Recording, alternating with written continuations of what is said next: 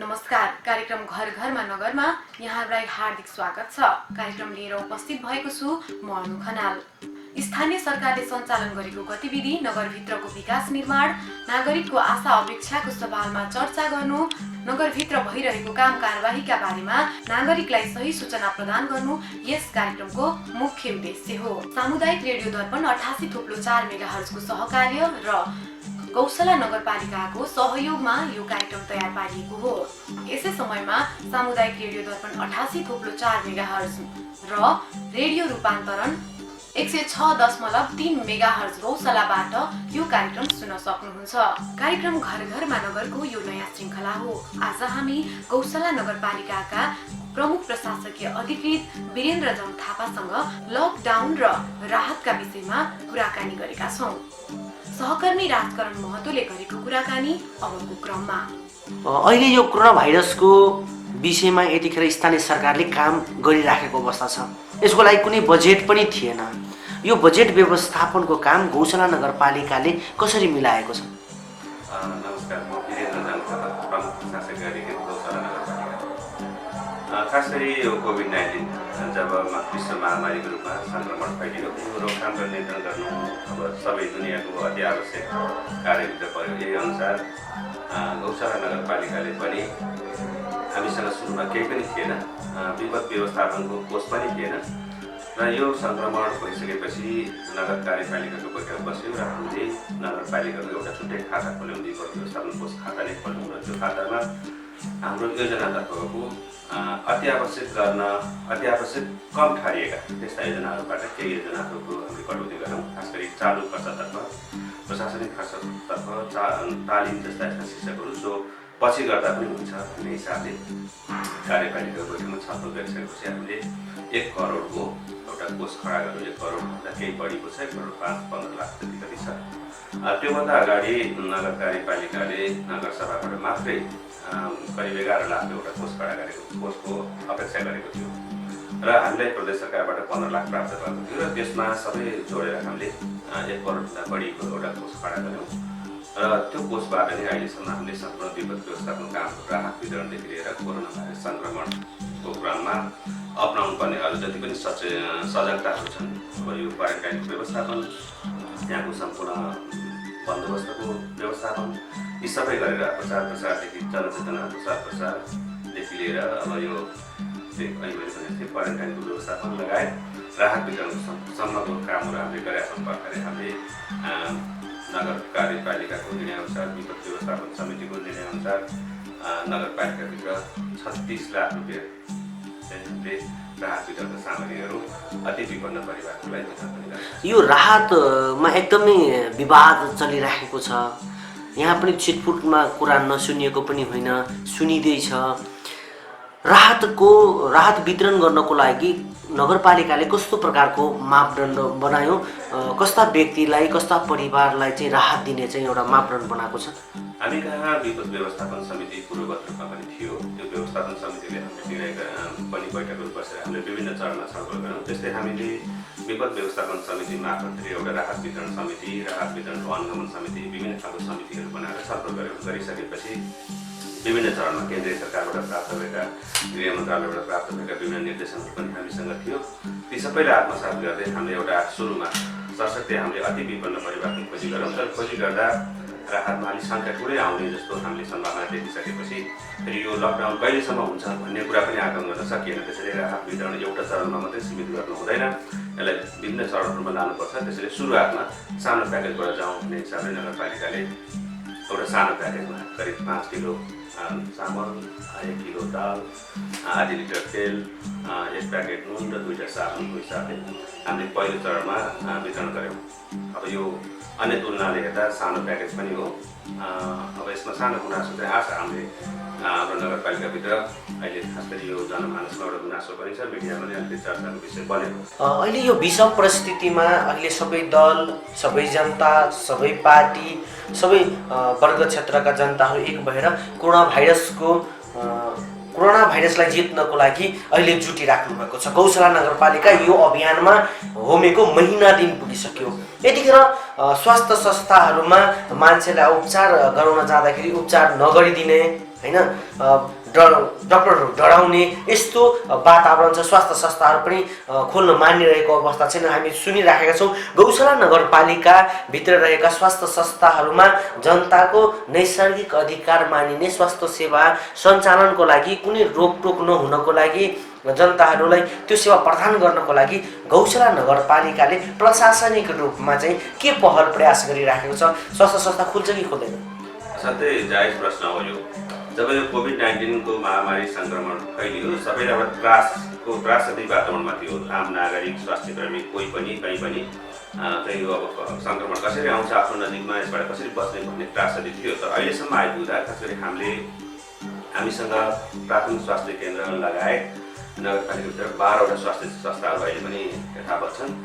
हामीले के प्रयास गरौँ सुरुमा भने पहिला त हामीले विभिन्न राजनीतिक दलहरूको बैठक राखौँ, त्यहाँ छलफल गरौँ, विभिन्न खालको स्थानीय तहको समितिहरू बनाऊँ। हामीसँग नगर स्तरीयदेखि लिएर हरेक वडामा वडा स्तरीय ऱ्यापिड रेस्पोन्स टिमहरू पनि छन्। यी सबै प्रयास गरिसकेपछि अनि हामीले के सोच्यौँ भने सबभन्दा पहिला स्वास्थ्य कर्मीको मनोबल उच्च राख्नुपर्छ। जबसम्म स्वास्थ्य कर्मीहरू आफ्नो मनोबल उच्च राख्न सफल हुँदैन तबसम्म जनताले स्वास्थ्य कर्मीबाट राम्रो सुविधा पाउन सक्दैनन् भनेर हामीले सुरुमा स्वास्थ्य कर्मीको लागि पिपिई लगायत अन्य पिपिईभित्र सबै कुरा परिहाल्छ। पर्सनल प्रोटेक्टिभ इक्विपमेन्टको खरिद गर्ने प्रयास थाल्यौँ। सुरुमा हामीले 10 सेट खरिद गऱ्यौँ। त्यसपछि हामीले फेरि बजारमा असाध्यै अभाव भयो। सबै ठाउँमा एकै किसिमका स्वास्थ्य सामग्री आवश्यक पर्ने भएकोले बजारमा पाउन पनि गाह्रो भयो। त्यो मूल्य पनि अलिकति अस्वाभाविक देखियो। त्यसपछि हामीले स्थानीय लेभलमै स्थानीय तहमै हामीले पिपिईको लागि उपयुक्त हुने कच्चा पदार्थ कपडा खोजी गरेर त्यसको पनि हामीले 36 सेट पिपिई बनाएर सबै स्वास्थ्य चौकीहरूमा पुर्यायौँ। त्यस्तै गरी पछि हामीले फेरि राम्रो खालको जब हामीले जिल्लामा 2टा क्वारेन्टाइनको स्थापना गऱ्यौँ। क्वारेन्टाइन स्थापना भइसकेपछि त्यहाँ काम गर्ने 16 जना स्वास्थ्य कर्मीहरूलाई फेरि राम्रै खालको पिपिई पनि हामीले खरिद गराएर वितरण गरेका छौँ। हामीसँग सेनिटाइजर छ, पिपिईका सबै भनौँ बेडदेखि फुडसम्म जति पनि इक्विपमेन्टहरू युज हुन्छन् ती सबै कुराहरू प्राप्त भइसकेपछि हाम्रो स्वास्थ्य कर्मीहरू अहिले सबैले अलिक सहज रूपमा, हामी पनि सहजै वातावरणमा पुगिसकेका छौँ। अहिले सहज रूपमा स्वास्थ्य कर्मीहरू शङ्कास्पद व्यक्ति अथवा बिरामीको नजिकबाट उपचार गर्न अहिले चाहिँ लागिरहनु भएको छ। समग्रमा सुरुदेखि अहिलेसम्मको अवस्थालाई विश्लेषण गर्ने हो भने गौशाला नगरपालिकामा जसरी हामी भन्छौँ कि स्वास्थ्य कर्मीहरू बिरामीको नजिक जानै नखोज्ने भन्ने खालको त्यो समस्या चाहिँ मैले अनुभव गरेको छैन। समग्र चाहिँ नागरिकले अनुभव गर्नु परेको छैन भन्ने मलाई लाग्छ। अब अहिले त हामी धेरै कुराहरू सुरक्षित भइसकेका छौँ भनेको स्वास्थ्य कर्मी साथीहरू सुरक्षित भइसक्नु भएको छ। अहिले चाहिँ हामीसँग खालको कुनै खालको समस्या छैन। किनभने हामीले के सोच्यौँ भने सबभन्दा पहिले स्वास्थ्य कर्मी पनि मनोबल उच्च राख्नुपर्छ भन्ने हिसाबले हामी अगाडि बढेकोले यहाँ त्यस्तो समस्या भएको जस्तो भनिराख्नु परेको छ। अहिले सामाजिक सुरक्षा भत्ता पनि घर दैलोमा पुर्याउन सक्ने अवस्था छैन। यो नगरपालिकाले सबैलाई ब्याङ्कमा उपलब्ध गराइरहेको अवस्था छ। ब्याङ्क अहिले बन्द छ होइन। जो सामाजिक सुरक्षा भत्तामै भर परेर जीविकोपार्जन गर्दै आइराख्नु भएको हाम्रा ज्येष्ठ नागरिक, अपाङ्ग, दलित समुदायहरूले जुन भत्ता पाइराख्नु भएको थियो त्यो भत्ता अहिले उहाँहरूले पाउनु भएको छैन। तुरन्तै यो लकडाउनमा वितरण गर्नको लागि उहाँहरूको त्यो अधिकार पनि सुरक्षित गर्नको लागि र प्रदान गर्नको लागि नगरपालिकाले के पहल गर्दैछ? एकदम यो देशव्यापी रूपमा उठिरहेको कुरा छ। गौशाला नगरपालिका ठ्याक्कै यो विषयमा के गर्दैछ? साथै जायज प्रश्न हो। हामीले राहत वितरणको एउटा अर्को दोस्रो प्याकेजको रूपमा सामाजिक सुरक्षा भत्तालाई पनि लियौँ। त्यसैले हामीले सुरुवाती चरणमा अहिले हामीसँग 10वटा वडाहरूको राहत वितरणहरू हामीले ब्याङ्कमा पुर्याइसकेका छौँ। ब्याङ्कमा पुर्याइसकेपछि सुरुमा त ब्याङ्कहरू अलिक कम समय खुल्ने, केही दिन बिराएर खुल्ने पनि भएको थियो। अहिले 1 हप्तादेखि हाम्रो ब्याङ्कहरू खास गरी हामीले सबै कामहरू नेपाल ब्याङ्क मार्फत गर्छौँ र नेपाल ब्याङ्क चाहिँ दिनको थोरै समय भयो भने करिब 3 घन्टा 2 घन्टाको समय खुल्ने गरेका छ। अब त्यो समयमा पनि उसले आफ्नो सबै खालको व्यवस्थापन गर्न गाह्रो भएकोले भर्खरै हामीले नेपाल ब्याङ्कसँग त्यहाँको प्रबन्धकसँग कसरी छलफल गरेका छौँ कि जसलाई अप्ठ्यारो परेको छ त्यस्तो परिवार अथवा व्यक्तिको चाहिँ चेक जति पैसा उसले निकाल्नुपर्छ आफ्नो खाताबाट त्यो चेकहरू चाहिँ वडा स्तरमा सङ्कलन गर्ने र सङ्कलन गरिसकेपछि 1 दिनमा एउटा वडाले 100वटा चेकहरूको भुक्तानी दिने र 100वटा चेकको भुक्तानी दिइसकेपछि 100 जना चाहिँ ज्येष्ठ नागरिकहरूलाई त्यो वितरण गर्ने यो क्रम चाहिँ हामी घरमा अथवा उहाँ जहाँ उपस्थित हुन सक्नुहुन्छ उहाँ वडासम्म आउने अवस्था छ, सम्भावना छ त्यहाँ पुर्याइदिने, असम्भव भएकोलाई घरसम्म पुर्याइदिने। त्यो खालको चाहिँ हामीले प्रयास गरेका छौँ। यो चाहिँ अर्को हप्ता आगामी हप्ताको आइतबारदेखि सुरु हुन्छ, क्रमशः हुन्छ। हामीलाई कति समय लाग्छ यो थाहा छैन। अहिले यो घर दैलोमा चाहिँ सामाजिक सुरक्षा भत्ता पुर्याउने चाहिँ प्रक्रियामा छ। अब यो अर्को हप्तादेखि यो जहाँ सुरुवात हुन्छ, हामी हरेक वडाले 100 हरेक दिन 100वटा चेक तयार गर्छ। त्यो 100वटा चेक लिएर हाम्रो वडा कार्यालयको व्यक्ति सचिव अथवा कुनै एउटा कर्मचारी ब्याङ्कमा आउनुहुन्छ, त्यो पैसा उहाँले भुक्तानी लिनुहुन्छ, वडामा गएर त्यो वितरण गर्छ। यो हरेक वडाले गर्दा करिब हामी 1200 जनाको एक दिनमा चाहिँ हामी कलेक्सन गर्छौँ र भुक्तानी लिन्छौँ। यो क्रम चाहिँ हाम्रो अर्को हप्ताबाट सुरु हुन्छ। यो चाहिँ ब्याङ्कले तत्कालको व्यवस्थापन गर्न अलिक गाह्रो भएकोले, किनभने पैसा दिने कुरा ठुलो त थिएन, तर त्यहाँ मासको भिडभाड बढी भयो, पब्लिक भिडभाड बढी हुने भयो। एउटा ज्येष्ठ नागरिकसँग एउटा सहयोगी पनि आउनुपर्ने होइन साथमा, त्यसले गर्दा ब्याङ्कमा पनि धेरै भिडभाड हुने भएकोले त्यो ब्याङ्कमा एकैपटक पनि धेरै भिडभाडलाई हामीले छिन्न भिन्न बनाउन त चारैतिर छर्नको लागि 12वटा वडाबाट व्यवस्थापन गर्न खोज्यौँ भने 1200को भिड चाहिँ अब आएर 100मा रूपान्तरण हुने भएको हुने हामीले अर्को हप्ता त्यो पनि ब्याङ्कसँग समन्वय गरेर अगाडि बढ्ने प्रयास गर्छौँ। अहिले भारतका सागसब्जीहरू नेपालमा ट्रकका ट्रक भित्रिरहेका छन्, तर लकडाउनको कारणले गर्दाखेरि किसानको उपज बजारसम्म आइपुगिसकेको अवस्था छैन। एकातिर नेपालमै भएका सब सब्जी खेतमै पुगिराखेको छ, मान्छेले पाइराखेका छैनन्। भारतबाट ट्रकका ट्रक नेपालमा आइराखेको छ। यो अवस्था अहिले नेपालको छ। गौशाला एरिया एउटा राम्रो किसानहरूको एरिया हो। अहिले तरकारीहरू सरिराखेको अवस्था छ, खेतमा बजार लाग्दैन, उपभोक्ताले आवश्यक छ। यो खाद्य वस्तुलाई आपूर्ति गर्नको लागि नगरपालिकाले अहिले के गर्दैछ? अब यो यसमा हामीले के गरेका छौँ भने हाम्रो पूर्ववत जुन खालको तरकारी बजार थियो त्यसलाई हामीले चाहिँ त्यो बजारमा राखेका छैनौँ। त्यसलाई अहिले हामीले अलिकति फरक फरक ठाउँमा व्यवस्थापन गरेका छौँ। एकै ठाउँमा तरकारी बजारको व्यवस्थापन गर्न खोज्दा त्यहाँ चाहिँ मान्छेको जमघटहरू बढी हुने र सङ्क्रमण फैलिन सक्ने सम्भावनालाई मध्यनजर राखेर यी सबै कुरालाई ध्यान दिएर हामीले अहिले बजारलाई फरक फरक ठाउँ जहाँबाट उत्पादन भएका तरकारीहरू आउँछन् त्यही लोकेसनमा, जस्तै गौशाला बजारको आउने उत्पादन कोही चाहिँ 0 माइलमा, कोही नेगोल चोकमा, कोही चाहिँ उता भरतपुर आउने त्यही साइडमा पुलको साइडमा, र कोही चाहिँ हाम्रो त्रिभुवन स्कुलभन्दा माथि सेवकी यो साइडमा हामीले चारैतिर व्यवस्थापन गरेका छौँ। र हामीले के पनि चाहेका छौँ भने यदि अब कस्तो देखियो बजार भने गाउँकै उत्पादन गाउँबाट बजार आउँछ, गाउँकै मान्छे वस्तु किन्न बजार आउँछ, त्यो चिज गाउँमै पाइन्छ तर किन्न बजार आउँछ। त्यसैले यसलाई पनि हामीले पुरानो प्रवृत्ति त्यो परम्परालाई चेन्ज गर्नुपर्छ भनेर किन बजारको मान्छे खेतमा गएर नकिन्ने, त्यो पनि हामीले एउटा स्किल सिकाउनुपर्छ भनेर त्यो पनि प्रयास गरेका छौँ। भने अर्को चाहिँ अब जहाँ बढी उत्पादन छ नि त्यो जहाँ बढी खपत हुन्छ नि त्यो उत्पादन भएको जग्गादेखि अथवा बारीदेखि खेतदेखि त्यसलाई त्यहाँबाट कुनै साधन मार्फत जहाँ हो हामीले बिक्री त्यहाँ पुर्याइदिएर त्यहाँबाट लाने। फेरि यो सामान्य साधन त चल्ने अवस्था छैन अहिले, त्यसलाई कसरी मिलाउने? आवश्यक खाद्य पदार्थदेखि लिएर यस्ता खालका दैनिक उपयोगी सामग्रीको हकमा हामीले नगरपालिकालाई आफैले पनि सहजीकरण गरेका छौँ, स्थानीय प्रशासन समन्वय गर्छौँ। जुन कुराले जुन कामको अप्ठ्यारोले चाहिँ आम नागरिक भन्दा पनि किसानलाई असाध्यै प्रत्यक्ष मर्का पर्छ, त्यसलाई हामीले सबै स्थानीय तहको सबै खालको स्थानीय सरकार, स्थानीय प्रशासन, स्थानीय प्रहरी सबैसँग समन्वय गरेर त्यसलाई हामीले सेटलमेन्ट गरेका छौँ। त्यसमा धेरै समस्या भएको मलाई लाग्दैन। आर्थिक वर्षको अब हामी 2-3 महिना मात्र बाँकी छ हामीसँग।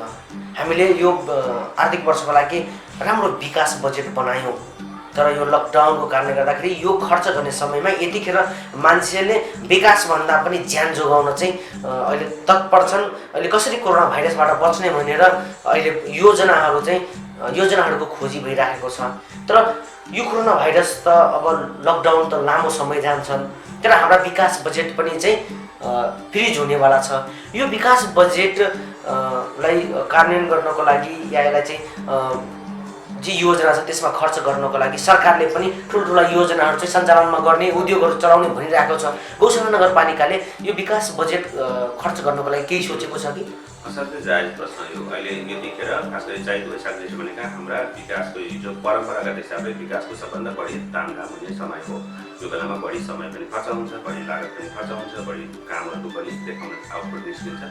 तर यो बेलामा हामी लकडाउनको समयमा छौँ, त्यसैले हामीले अहिले के सुरुवात गरेका छौँ भने लकडाउनलाई असर नपर्ने गरी सामाजिक दूरी कायम हुने हिसाबले हाम्रा कतिपय महत्त्वपूर्ण योजनाहरू जुन खालका सशक्त बजेटका योजनाहरू जो फ्रिज भएर जान्छ, समयमा सम्पादन गर्न सकिने भने ती बजेटहरू फ्रिज हुन्छन्, त्यसलाई मद्देनजर गर्दै अहिले हामीले कामको सुरुवातको भर्खर नै करिब 10 दिन जति भयो हामीले सुरुवात गर्न थालेछौँ। अब काम गरौँ अगाडि। तर काम गर्ने क्रममा भिडभाडमा धेरै सोसल डिस्टेन्सिङ कायम गर्ने, त्यस्तै व्यक्ति र परिवारलाई सुरक्षित कसरी राखेर काम गर्न सकिन्छ र स्रोत र साधन आवश्यक पनि जति पनि जान सकिन्छ, जति पनि सामग्री छ कहाँबाट उपलब्ध हुन सक्छ, यी सबै कुरालाई हामीले स्थानीय तहको वडादेखि व्यवसायीदेखि सबैसँग समन्वय गरेर अभाव छ वस्तु र सामग्रीको अभाव छ भने त्यसलाई पनि त्यो ठाउँसम्म ल्याउनेलाई सहजीकरण गर्ने र त्यहाँ पनि काम पनि होस् र सोसियल डिस्टेन्सिङ पनि मेन्टेन होस् र कोरोना भाइरसको सङ्क्रमणबाट हुने जोखिमबाट पनि बस्न सकियोस् भने सबै कुराले अहिले हामीले काम पनि सुरुवात गरेका छौँ यहाँको। केही यहाँको सन्देश छ यहाँको नगरवासीलाई? अब नगरपालिका एउटा क्रममा अगाडि बढेका छ। हामी आम नगरवासीको दैनिक जीवनसँग असाध्यै बढी चिन्तित छौँ, किनभने यहाँ पनि दैनिक श्रम गरेर खानुपर्ने धेरै समुदाय र आफ्नो जग्गा नभएको उत्पादन गरेर खान नसक्ने थुप्रै समुदायहरू हुन्छ।